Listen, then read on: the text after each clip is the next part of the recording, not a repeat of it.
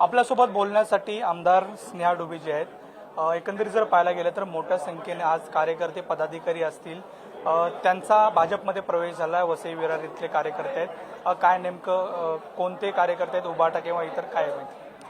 आज वसई विरार जिल्ह्यामधल्या उबाटा आणि बहुजन विकास आघाडी या दोन पक्षांमधल्या असंख्य कार्यकर्त्यांनी प्रदेश कार्यालयामध्ये प्रवेश घेतलेला आहे. सन्माननीय रवींद्रदादा चव्हाण यांच्या नेतृत्वामध्ये वसई विरार जिल्ह्यामध्ये पंकज देशमुख हे उबाटाचे मोठे नेते होते, त्यांनी प्रवेश घेतलेला आहे. आणि वसई विधानसभेमध्ये प्रकाश देऊळकर असतील, वैभव म्हात्रे आहेत, योगेश भानुशे, निलेश भानुशे, त्यानंतर सुनील मिश्रा हे उबाटाचे सगळे कार्यकर्ते आणि पदाधिकारी होते. तसंच बहुजन विकास आघाडीचे नितीन ठाकूर, संतोष घाग, दिनेश भानुशाली आणि आनंद पाटील हे सामाजिक कार्यकर्ते आहेत. तर ह्यांनी सगळ्यांनी प्रवेश घेतलेला आहे. संतोष कनोजिया बहुजन विकास आघाडीचे, असे बहुसंख्य लोक आलेले आहेत आणि त्यांच्यासोबत त्यांचे शेकडोनी समर्थक हे भारतीय जनता पक्षामध्ये या सगळ्यांनी प्रवेश घेतलेला आहे. आणि मला खात्री आहे की रविदादा चव्हाण यांच्या मार्गदर्शनाखाली वसई विरार जिल्ह्यामधली भाजपा ही वाढतीये आणि आणखीन वाढेल. आणि येत्या महानगरपालिका इलेक्शन्समध्ये किंवा जिल्हा परिषद पंचायत समितीमध्ये त्याचा नक्कीच रिझल्ट आपल्याला चांगला पाहायला मिळेल. आताच श्री गणेशा झालाय का, त्याचाच आज नारळ फुटलाय का, येणाऱ्या काळात कोणते कोणते मोठे पक्षप्रवेश असणार आहेत का?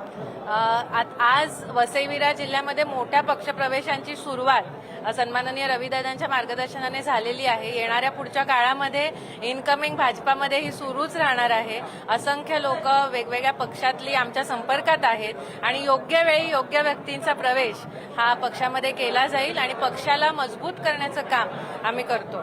येणाऱ्या महानगरपालिकांच्या दृष्टिकोनातून सध्या तयारी सुरू झालेली आपल्याला पाहायला मिळते. काय नेमकं डोक्यात आहे? इतर जो मोठा नेता तुम्ही म्हणताय ज्याचा इन्कम होणार आहे, काय कधीपर्यंत हे सर्व संभाव्य आहे? बघा, मी म्हटलं तसं की आजपर्यंत वसई विरारमध्ये एक छत्री एक सत्ता होती, फक्त एकाच पक्षाची सत्ता 35 वर्ष होती. आता लोकसभा विधानसभेमध्ये परिवर्तन झालंय, त्या सत्तेला सुरुंग लागलेले आहे.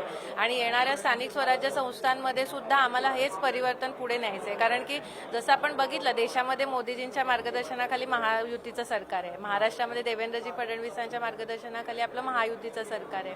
तसंच स्थानिक स्वराज्य संस्थांमध्ये सुद्धा महायुतीचं जर आलं, सत्ता प्रस्थापित झाली तर विकास कामांना गती मिळेल. जे प्रलंबित एवढी राहिलेली कामं आहेत ती चांगल्या प्रकारे होतील अशी लोकांना सुद्धा आता विश्वास वाटायला लागलेला आहे.